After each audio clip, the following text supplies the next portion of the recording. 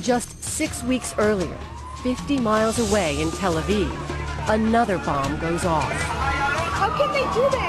How can they do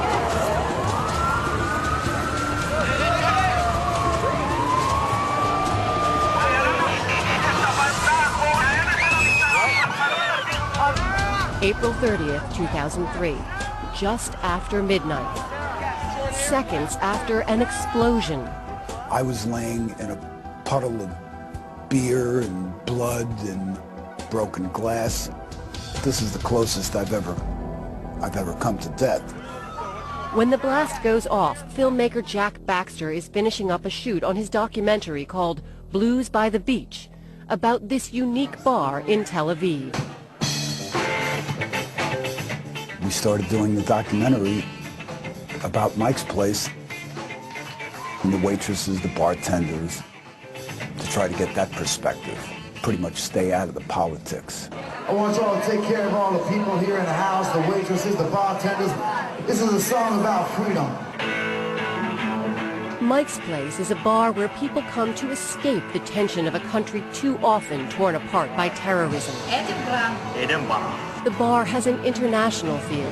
Nearly everyone speaks English, and talking about politics and religion is discouraged. A good bartender knows how to get out of it eloquently. Good line is always, so are we still talking about sex?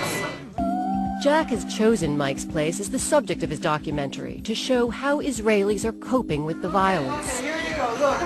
One eye, second eye. Over the course of just 2 weeks, Jack has become close friends with the owner, Gal, bartenders Josh and Pavla, Avi, who works security, and Dominique, a 24-year-old waitress from France who has dreams of opening her own pastry shop. She really affected me, and I guess the film shows what she's like. If things are going well, I see myself maybe having my own little coffee shop things or selling cakes to half of Tel Aviv, buying my cakes. It's Jack's last night in Israel. He's having a beer at a table outside, saying his goodbyes. Dominique was sitting next to me. That's when one of the suicide bombers came up and tried to get into the place. Avi, the security guard, has a bad feeling when 21-year-old Asif Hanif walks up. The guy was a little bit too quick in his pace. Suicide bombings were going on all the time at that particular time. So we both looked at each other and froze. Hanif is strapped with plastic explosives when Avi kicks him in the chest to keep him from entering the crowded bar. And the next thing I can barely remember is this guy, stepping back up onto the sidewalk and yelling. As Hanif stumbles backwards, he blows himself up. The explosion sends Jack flying into the front window.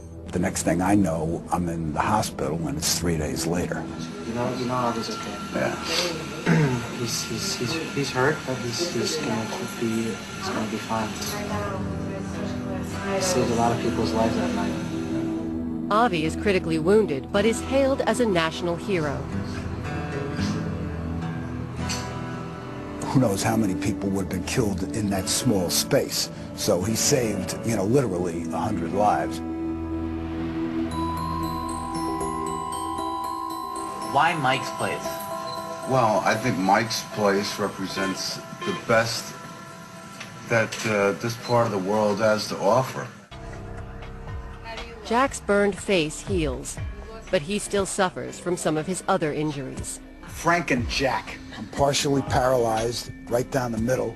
I also had both my eardrums blown out. I had 2 operations on that. They grafted a piece from my neck into my ear. We're gonna play some rock and blues for you. 2 musicians playing that night and Dominique, the French waitress who is sitting right next to Jack, are killed.